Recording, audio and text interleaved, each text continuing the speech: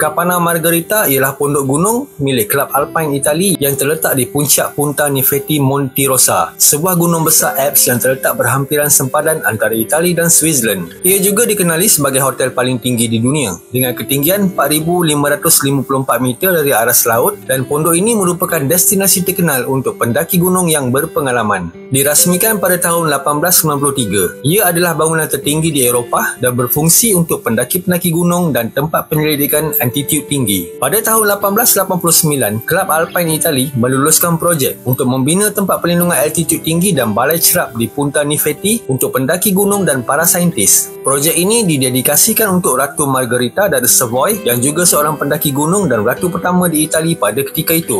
Pembinaan bermula pada tahun 1890 dan siap sepenuhnya serta dirasmikan pada 18 Ogos 1893 oleh Ratu Margherita sendiri, di mana dia membuat pendakian untuk bermalam sehari sebelum perasmiannya. Sejak penubuhannya, Capana Margherita berkhidmat sebagai pusat penyelidikan penting untuk perubatan altitude tinggi dan pemerhatian meteorologi. Selama beberapa dekad, pondok itu berfungsi sebagai tempat perlindungan kritikal untuk pendaki dan kem pengkalan untuk pendaki di puncak lain di Monte Rosa. Menjelang 1970-an, pondok kayu yang asal telah rosak ketara dan memerlukan penggantian. Pada tahun 1977, pemulihan lengkap bermula. Struktur asal pondok ini dirombak dan sebuah pondok baru yang lebih besar dibina bagi menggantikan pondok yang asal. Struktur kayu 3 tingkat yang menggunakan dinding berkembar dan lapisan tembaga ditambah untuk melindungi daripada sambaran kilat. Kemudiannya dipasang kayu-kayu penyokong bagi menghalang tiupan angin yang kuat. Capana Margherita yang baru ini telah dirasmikan kali yang kedua pada 30 Ogos 1980. Pondok ini terus menjadi tuan rumah kepada penyelidik dan merupakan rumah kepada stesen meteorologi tertinggi di Eropah. Selama bertahun-tahun, pondok ini telah dinaik taraf secara berperingkat untuk meningkatkan kecekapan tenaga dan kelestarian alam sekitar, dengan matlamat untuk meminimumkan kesannya terhadap persekitaran altitude tinggi yang sensitif. Pondok ini dibuka pada musim panas, dari awal Jun hingga awal September. Tarikh yang tepat berbeza dari tahun ke tahun. Hari ini, Capana Margherita mempunyai 70 katil, lengkap dengan restoran untuk para pendaki yang ingin bermalam untuk merehatkan badan sebelum menyambung semula pendakian seterusnya pada keesokan harinya.